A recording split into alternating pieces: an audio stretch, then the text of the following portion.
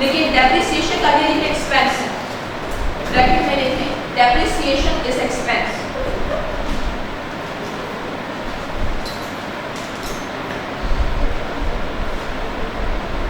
Asset की जी asset नहीं, depreciation asset के साथ लिंक है, जब एसेट होगा तो डेप्रिसिएशन होगा।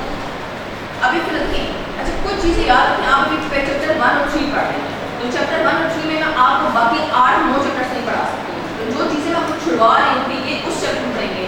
तो आप इस बेशक आप ब्रैकेट में लिख दें पीपीई, यानी ये PPE property plant and equipment आपका डेप्रिसिएशन वाला चैप्टर है, उसमें आप पढ़ेंगे 10 से 12 दिन तक में आपको ये कुछ चीज़ें, फॉर एग्जाम्पल आप नर्सरी बच्चों को मैट्रिक का सिलेबस नहीं करवा सकते, इसी तरह हम भी पाओ अभी मैं आपको डेप्रिसिएशन समझा भी नहीं सकती इस तरह।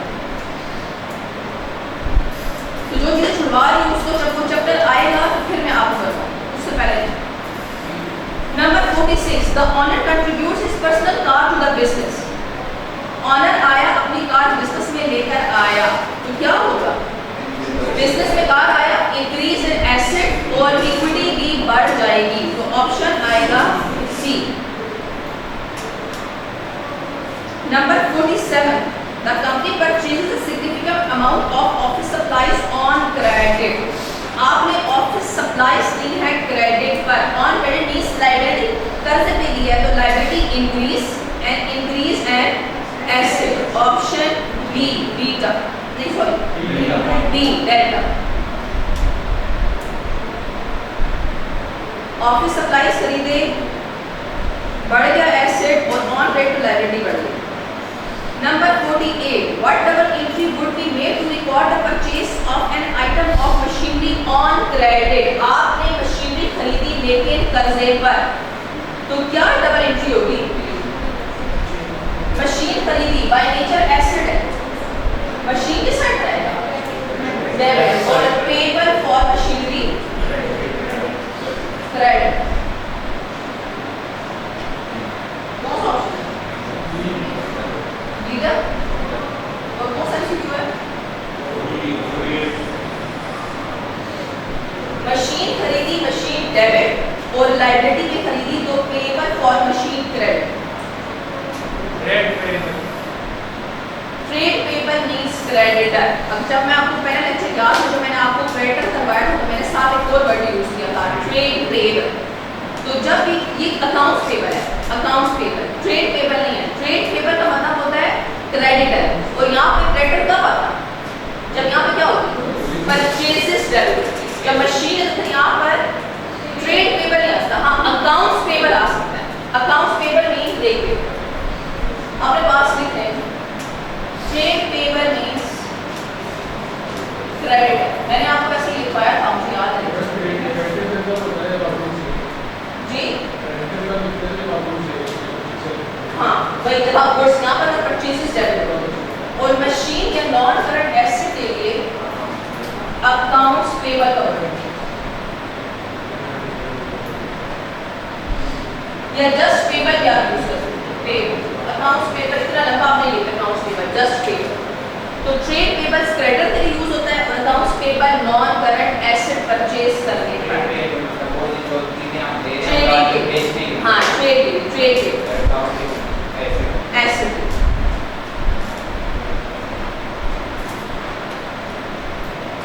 ये अपने पास देखिए trade payables means creditor supplier और मशीन या नॉन करंट एसेट जब आप कर्जे पर खरीदते हैं तो उसके लिए वर्ड यूज होता है अकाउंट्स पेबल या जस्ट पेबल। अकाउंट्स अभी तक लंबा नहीं लगाते अकाउंट्स वगैरह, जस्ट पेबल।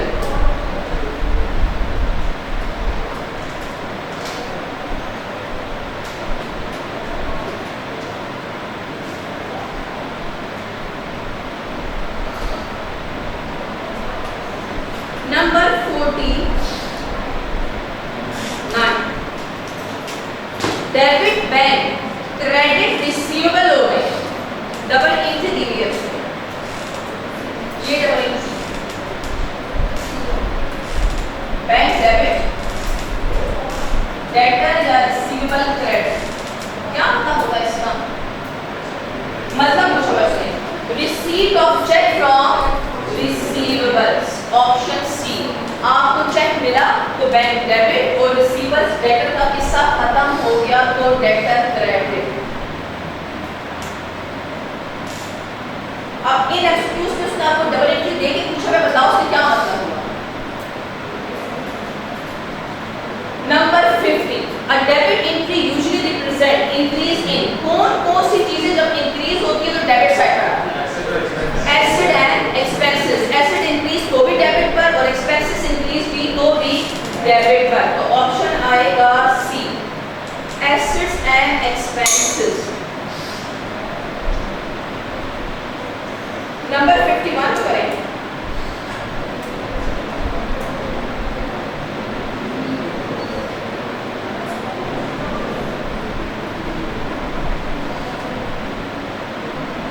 ऑनर आया अपने पर्सनल यूज के लिए बिजनेस के बैंक से पैसे ले उड़ा, तो डबल एंट्री क्या होगी?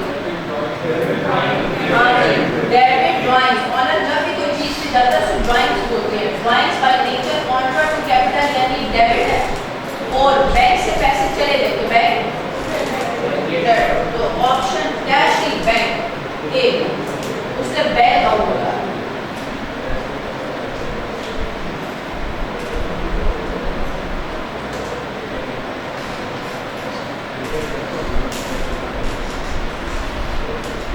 Number 52, a business sells ₹100,000 worth of goods to a customer. आपने 1 लाख की चीजें कस्टमर को बेची, the customer pays 50,000 in cash immediately. आपने फौरन कैश वसूल कर लिया कस्टमर से, मिल गया। And will pay, उसने वादा क्या किया, बाकी 50,000 कब दूंगा? 30 दिनों में दूंगा। What is the double entry? To record the purchase in the customer's accounting record. जरा रिक्वायरमेंट पढ़े, वो किसके पर्सपेक्टिव से बात कर रहे हैं? कस्टमर के पर्सपेक्टिव से। समझे, आप कस्टमर हैं, जब आप चीजें खरीदते हैं, आपने चीजें कितने पैसे खरीदी हैं, ये वो डबल एंट्री है जो मैंने आपको रिक्वायरमेंट जो उसने पूछी थी कि अगर मैंने आधे पैसे दे दिए आधे ना दिए थे तो मैंने परचेजेस टोटल कितनी की है, चीजें कितनी? परचेजेस डेबिट 100,000, कैश अभी दे दिया फौरन, कैश क्रेडिट 50,000, और बाकी वादा किया तो उस पर कैसा हो गया, तो creditor credit 50,000। Option C.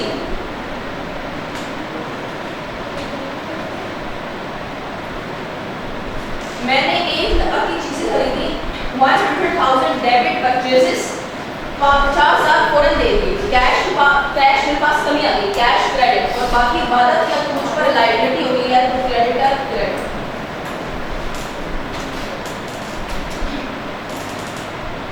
Number 52 तो करें।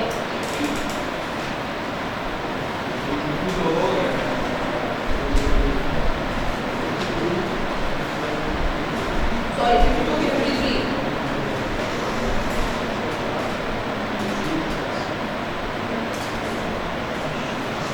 Mariam has the following transaction: receipt of cash from Noman in respect of an invoice for goods sold 3 weeks ago. 3 हफ्ते पहले आपने नोमान जो चीजें बेची थी मरियम ने, उससे कैश मिला, तो डबल एंट्री बताएं क्या होगी? जब आप किसी कस्टमर से चीजें वसूल करते हैं जिसको आपने 3 हफ्ते पहले चीजें बेची थी, तो डबल एंट्री क्या होगी? कैश मिल गया, कैश डेबिट, और डेबिट का किस्सा खत्म कर देंगे, डेटर क्रेडिट। ऐसा है। दूसरा क्या कह रहा है? Receipt of cash from Amjad for cash sales. इसका मतलब आपने चीजें बेची, फौरन कैश दे दिया, कैश डेबिट और सेल्स क्रेडिट। अगर मैं ये इस तरह से खुद से फिगर करता कोई, इन दोनों डबल एंट्रीज में कौन सी चीजें कॉमन है? Cash debit, cash debit.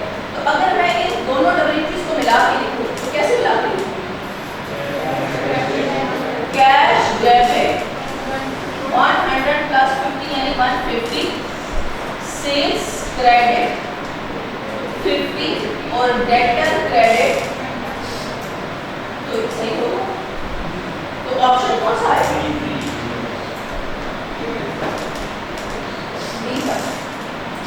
Cash debit credit.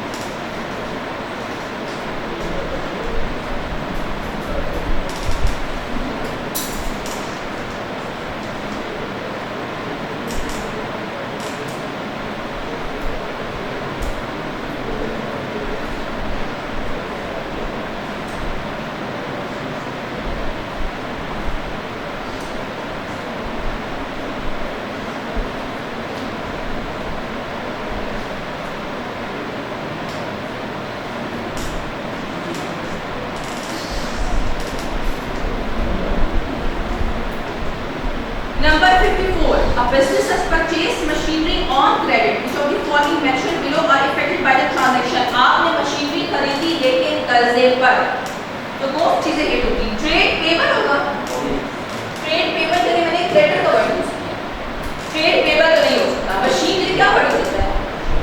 Accounts payable, तो ये तो नहीं हो सकता। परचेजेस होगा, मशीनरी परचेजेस का वर्ड तो यूज नहीं होता, गुड्स के लिए होता है। मशीनरी होगी, हाँ मशीन खरीदी तो मशीनरी तो हिट होगी। क्या कैपिटल हिट होगा? नहीं, क्यों? मशीन एसेट है, कैपिटल तो कोई इफेक्ट नहीं आएगा। लायबिलिटी कैपिटल से अलग है, एक्सपेंस और इनकम का जिक्र ही नहीं हो रहा, तो कौन सा अकाउंट हिट होगा? सी, मशीनरी। अगर ऑप्शन ए होगा अकाउंट्स पेबल, फिर आप कहते हैं ए एंड सी, लेकिन यहाँ पर ट्रेड पेबल लिख के आपको कह दिया क्रेडिटर, तो क्रेडिटर तो मशीनरी के लिए नहीं यूज होता, तो ऑप्शन सी आएगा। Number 55. Payment of insurance through the bank involves increase in which of the two accounts? आपने इंश्योरेंस के पैसे अदा किए बैंक के थ्रू। इंश्योरेंस बाय नेचर क्या है? एक्सपेंस, तो इंश्योरेंस एक्सपेंस डेबिट और बैंक से पैसे चले गए bank credit. Option B, B का। इंश्योरेंस हमें बाद में देते हैं ना, वो ऐसे नहीं। एक बात बताएं, जब आप किसी घर या गाड़ी की इंश्योरेंस कराते हैं तो उसमें क्या होता है? अगर गाड़ी का एक्सीडेंट हुआ तब आपको पैसे मिलेंगे। क्या अगर गाड़ी पूरी जिंदगी खराब नहीं हुई, एक्सीडेंट नहीं हुआ, तो क्या आप कह सकते हैं इंश्योरेंस वालों को मेरे पैसे निकालो? तो बोलेंगे सर एक्सीडेंट हुआ, आप बोलेंगे सर एक्सीडेंट नहीं हुआ, वो बोलेंगे कि सर फिर किस चीज़ के पैसे? अक्सर लोग, आपने सुना होगा, लोग कहते हैं कि जो कराची में अक्सर फैक्ट्रीज में आग लगती है तो लोग कहते हैं जी इंश्योरेंस की खातिर, इंश्योरेंस के पैसों की खातिर खुद ही आग लगा दी कि करोड़ों अरबों रुपए मिलेंगे, तो वो इस सेंस में कहते हैं। तो इंश्योरेंस कुछ पता नहीं होता, शायद पैसे मिले या शायद पैसे ना। अब कंफर्म नहीं है कि अब आपने घर की इंश्योरेंस कराई हुई है, जैसे सेंटोरस में एक बार आग लगी थी तो लोगों ने नहीं कहा कि जी इंटीरियर चेंज करना, तो उन्होंने अब आग हो गई और जान पूछ ली जो है अफवाह फैली थी, तो वो लोग इस सेंस में लेते हैं कि अगर आपकी घर में आग लगी या अल्लाह ना करे शॉप में आग लगी, बिल्डिंग में, तब आपको इंश्योरेंस के पैसे मिलेंगे। तो कोई आपके पास श्योरिटी नहीं है, शायद पैसे मिले या शायद पैसे ना मिले, तो इसीलिए एक्सपेंस। फॉर एग्जाम्पल, अब आप फ्यूचर का नहीं पता, अब फ्यूचर में एक्सीडेंट हो जाए और आपको 50 लाख का नुकसान गाड़ी में हो जाए, तो फिर वो पैसे कौन देगा? उस टाइम तो आपके पास इतने पैसे नहीं होते, ना कोई आपको 50 लाख देगा, तो आपने इंश्योरेंस तो कराई होती है, तो वो इंश्योरेंस के पैसे फिर आपको मिल जाते हैं, वहाँ से अपनी गाड़ी ठीक करा लेते हैं। अगर एक्सीडेंट हो गया तो मिलते हैं, और अगर ना हुआ तो फिर नहीं, फिर वो इंश्योरेंस वालों के खाते होंगे।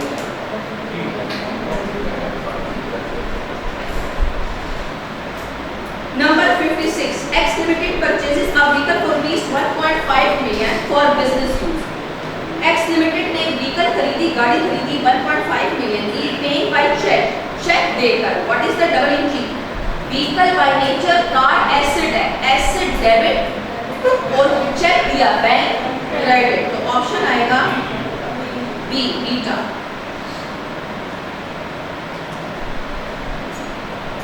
Number 57. The double entry for return of goods purchased from Khan Limited on account is purchase return की बात हो रहा है, return of good purchased from Khan Limited।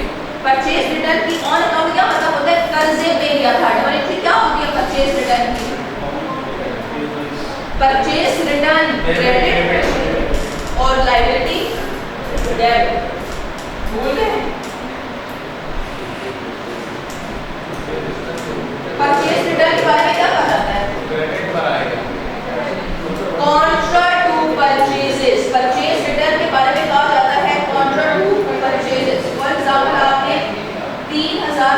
वापस कर दी परचेज रिटर्न, जब आप परचेज रिटर्न करते हैं तो क्या फिर भी आप बोलते हैं मुझ पर लायबिलिटी है, लायबिलिटी या क्रेडिटर डेबिट, लायबिलिटी कम हो जाती है, तो ऑप्शन आएगा सी। आपने कहा गुड्स के लिए ट्रेड पे इसको सही कर रहे हैं, यहाँ पे लिखिए ट्रेड पेबल। IITF की बुक में कुछ गलतियां हैं, यहाँ पर अकाउंट्स पेबल के बजाय आप लिखते हैं ट्रेड पेबल, इसको ऊपर अकाउंट को काट के लिखें ट्रेड पेबल, क्योंकि गुड्स के लिए हमेशा ट्रेड कवर्ड यूज होता है।